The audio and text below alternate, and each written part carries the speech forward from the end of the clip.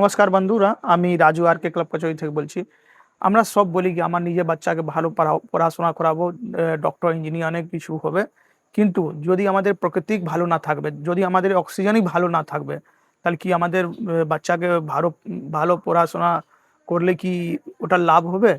তো কেন কি বড় বড় কোম্পানি, বড় বড় রেস্টুরেন্ট অনেকগুলো সব প্লাস্টিক ব্যবহার করছে, তো আমাদের প্রাকৃতিক নষ্ট হচ্ছে। যখন আমাদের অক্সিজেন পুরো খারাপ হয়ে গেছে, আমাদের এয়ার কোয়ালিটি ইন্ডেক্সটা খারাপ হচ্ছে, তারপরে আমাদের জল নষ্ট হয়ে গেছে।